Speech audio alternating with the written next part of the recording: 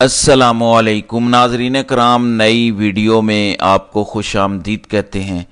آج جو خبر آئی ہے اس نے تہلکہ مچا دیا ہے، پورا پاکستان حیران ہے کہ آخر منصوبہ ساز کرنا کیا چاہ رہے ہیں۔ اسلام آباد ہائی کورٹ کے 8 ججز کو عجیب و غریب قسم کے خط ملے ہیں۔ ان میں سے ایک جج کے کسی متحد نے خط کھولا تو اندر سے ایک مشتبہ قسم کا پاؤڈر ملا ہے۔ کہا یہ جا رہا ہے کہ کسی خاتون نے بغیر واپسی کا ایڈریس لکھے دھمکیاں دی ہیں ججوں کو۔ میں کورٹ رپورٹر ثاقب بشیر کے الفاظ میں آپ کو بتاتا ہوں کہ یہ ماجرا کیا ہے، کھیل کیا کھیلا گیا ہے اور ہوا کیا ہے۔ ناظرین اکرام، بڑی خطرناک صورتحال ہے۔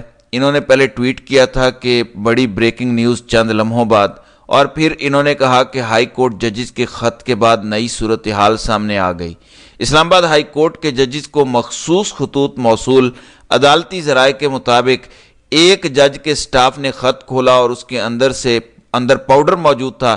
اسلام آباد پولیس کی ایکسپرٹس کی ٹیم اسلام آباد ہائی کورٹ پہنچ گئی۔ خط کے اندر ڈرانے دھمکانے والا نشان بھی موجود۔ اب ڈرانے دھمکانے والا کون ہے پاکستان میں، کس کا نشان ہے جو ڈرانے دھمکانے والے ہیں، یہ مجھے آپ کو بتانے کی ضرورت نہیں ہے۔ وہ کہتے ہیں کہ خط کے اندر ڈرانے دھمکانے والا نشان بھی موجود۔ کسی خاتون نے بغیر اپنا ایڈریس لکھے خطوط ہائی کورٹ ججز کو ارسال کیے۔ پاؤڈر کیا ہے، ابھی ایکسپرٹس کی ٹیم تحقیقات میں مشغول ہے۔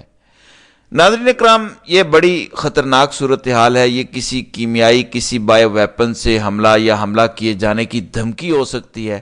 خط کے اندر اگر دھمکیاں دی گئی ہیں، ججز کو ڈرانے کی کوشش کی گئی ہے، تو دو صورتیں نکل کے سامنے آ سکتی ہیں۔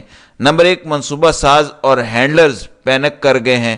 جب سے 7 ججز کا یہ معاملہ شروع ہوا ہے، وہ اتنا گھبرا گئے ہیں کہ انہیں سمجھ نہیں آ رہی کہ کیا کریں، اور اس طرح ججز پر ہی حملہ کر دیا ہے۔ دو نتیجے نکل سکتے ہیں اس کے۔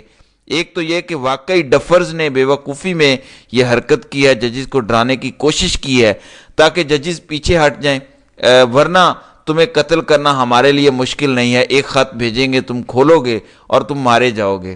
ڈرانے کا ایک طریقہ یہ بھی ہو سکتا ہے، لیکن ایک طریقہ یہ ہو سکتا ہے کہ کیونکہ خبریں آ رہی تھیں کہ کچھ آڈیوز ڈھونڈی جا رہی ہیں ان ججز کی رابطوں کے ساتھ، جن سے رابطے ثابت ہو سکیں گے، کچھ ایسے وکلاء سے ان کے رابطے ہیں جو تحریک انصاف کے ساتھ کام کر رہے ہیں، اور یہ ثابت کیا جائے کہ یہ ساری سازش تحریک انصاف نے کی ہے، تاکہ کل کو یہ کہیں گے کہ جس نے خط بھیجا ہے اس کا بھی تحریک انصاف سے تعلق ہے۔ یہ دو باتیں ہو سکتی ہیں، لیکن اس میں جو پہلی بات میں نے بتائی ہے زیادہ امکان اس کا ہے۔ یہ پینک کر گئے ہیں، یہ گھبرا گئے ہیں، اور ججز کو انہوں نے 8 مشتبہ خطوط لکھے ہیں جس میں دھمکیاں اور پاؤڈر ملا ہے۔ اسلام آباد پولیس نے دہشت گردی کا مقدمہ نامعلوم پہ، یہ وہ نامعلوم نہیں جو معلوم ہے، مطلب نامعلوم جن کا کوئی پتہ نہیں ہے، ان پر دہشت گردی کا مقدمہ درج کر لیا ہے۔ یہ بہت بڑا سیکیورٹی بریچ ہے کہ اسلام آباد ہائی کورٹ کے 8 ججز کے پاس ایسے خطوط پہنچ گئے جو سارے مشکوک ہیں۔ یہ تو دہشت گردی کا بڑا آسان طریقہ ہے، کسی کو مار دو اور ثبوت بھی نہ ملے، کوئی بندہ نہیں پکڑ سکتا ایسا ان مارکڈ، ان نیمڈ اگر خط کوئی کسی کو بھیج دے اور بایو ویپن کے ذریعے کسی پہ اگر حملہ کر دے۔ یہ بڑی خطرناک صورتحال ہے، لیکن پاکستان میں یہ سب کچھ ہو رہا ہے کیونکہ یہ علاقہ سرزمین بے آئین ہے۔ اب ایک طرف ججز کو یہ دھمکی دی گئی ہے، دوسری طرف صورتحال بڑی سنگین ہوئی پڑی ہے ان کے لیے، اتنی زیادہ کہ یہ ذرا چیک کریں۔ آج KPK میں سینٹ کے انتخابات ملتوی کیے تو منصوبہ سازوں نے خبر بھیجی کہ کیسے آپ نے بیانیہ بنانا ہے، اور پھر بتاتا ہوں کہ بیانیہ کیسے چینل پہ بنایا گیا۔ یہ آپ پارا والوں کا واٹس ایپ چینل ہے یا واٹس ایپ گروپ ہے جس میں وہ بیانیہ دیتے ہیں میڈیا والوں کو کہ آپ نے یہ چلانا ہے۔ اس میں لکھا ہوا ہے کہ KPK اسمبلی میں سینیٹر الیکشن ملتوی کرنے کے محرکات۔ PTI ہمیشہ کی طرح اپنے غیر جمہوری رویوں کی پاداش اور بچگانہ حرکات کی پیروی میں آج ایک اور نادانی سرزد کر بیٹھی۔ آج KPK اسمبلی میں سینیٹر کے انتخابات کو ملتوی کروانا پڑ گیا۔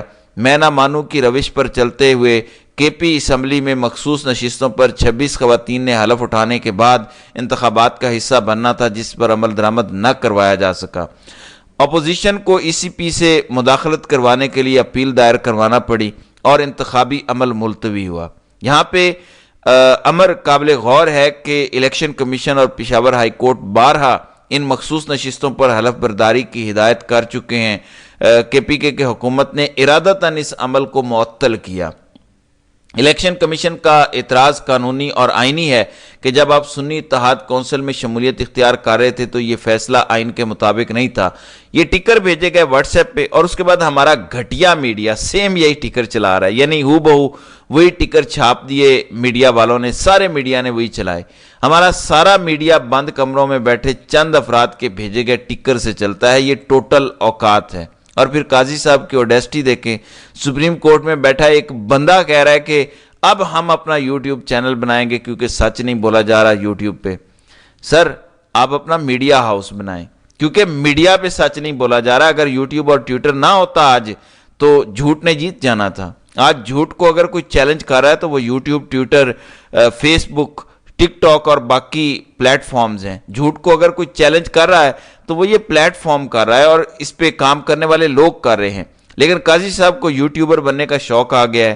یہ شخص کہتا ہے کہ میں تو میڈیا دیکھتا نہیں ہوں، جبکہ آج سپریم کورٹ کی لائیو ہیئرنگ میں کہہ رہا ہے کہ میڈیا پر جھوٹ چل رہا ہے، خبریں ٹھیک نہیں دی جا رہی، میری اہلیہ تو بیٹھی نہیں تھی میٹنگ میں۔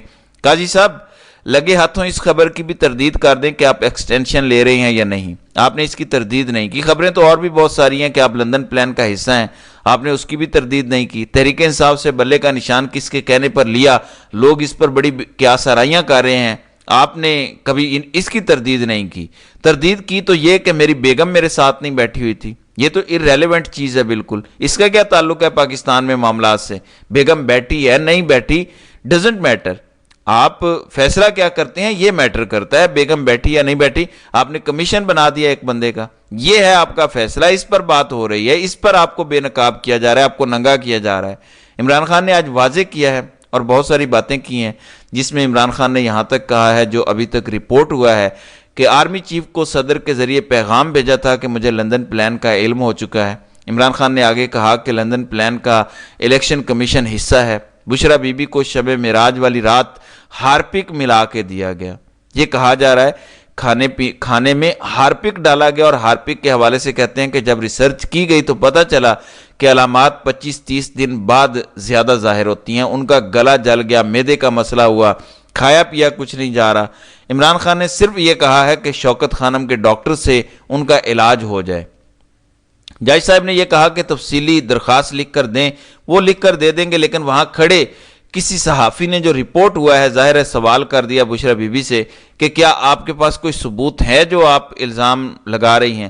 مجھے نہیں پتا وہ کون ہے، ہو سکتا ہے کوئی ایسا ہو جو مجھے بڑا اچھا صحافی لگتا ہو، لیکن وہ بڑا ہی بے شرم اور بڑا ڈنگر قسم کا انسان تھا جو ایک قیدی سے جو ریاست کی قید میں ہے، جس کو قید تنہائی میں رکھا ہوا ہے، جس کی ایکسیس نہیں ہے کسی چیز میں، اس سے ثبوت مانگ رہا ہے۔ کوئی کسی کو قید میں زہر دے دے تو کسی کے پاس ثبوت ہو سکتا ہے؟ آپ مجھے بتائیں، قیدی کے پاس کون سا ثبوت آ گیا؟ یہ کون سا جاہل رپورٹر یا صحافی تھا جس نے یہ سوال پوچھا؟ اس کے بعد رپورٹ ہو رہا ہے کہ بشرا بی بی غصے میں آ گئیں اور انہوں نے کہا میں کہاں سے ثبوت لے کر آؤں؟ یہ کوئی سوال ہے کرنے والا؟ ریاستی جبر جن پر ہو رہا ہے، صحافی کا کام ہے جس پر جبر ہو رہا ہو اس کے ساتھ کھڑا ہو جائے اور ظالم کے خلاف کھڑا ہو، ظالم سے ٹکر لے، یہ صحافی کا کام ہے۔ صحافی کا کام خبر دینا ہے۔ خبر قوم کے لیے اچھی بھی ہو سکتی ہے، بری بھی ہو سکتی ہے، لیکن خبر کے ساتھ صحافی کو ایڈ کرنا پڑتا ہے کہ یہ معاشرے کے لیے جو ہو رہا ہے ٹھیک ہے یا غلط ہو رہا ہے۔ بہرحال صورتحال یہ ہے کہ عمران خان نے کہا ہے کہ مجھ پر دباؤ ڈالنے کے لیے بشرا بی بی کو زہر دے رہے ہیں، بشرا بی بی کو زہر دیا گیا، کچھ ہوا تو میں خاموش رہوں گا۔ ان کو اندازہ نہیں ہے کہ یہ کتنی آگ سے کھیل رہے ہیں۔ ایک طرف ججز سے پنگے لیے ہوئے ہیں، ایک طرف عمران خان کو دباؤ میں لانے کے لیے مزید گھٹیا حرکتوں پر جو ہے وہ اتر آئے ہیں۔ ناظرین اکرام، سینٹ الیکشن ملتوی کرانے کی اصل وجہ بھی مراد سعید ہے کیونکہ وہ ٹاپ پر تھے، لیکن اس کے ساتھ ریزن یہ بھی ہے کہ خیبر پختونخوا میں سینٹ کی جتنی سیٹیں تحریک انصاف کو ملنی چاہیے، اگر مخصوص نشستیں دوسری پارٹی کو دے دی جاتی ہیں تو تحریک انصاف کی ایک نشست کم از کم لازمی کم ہو جائے گی۔ اب یہ مخصوص نشستوں کا کیس بھی سپریم کورٹ پہنچ گیا ہے۔ دیکھتے ہیں کہ قاضی صاحب لندن پلان کے تحت مزید کتنی بے شرمی کا مظاہرہ کرتے ہیں۔ یہ شور مچاتے ہیں کہ یوٹیوب سے مجھے جو ہے وہ تکلیف ہے۔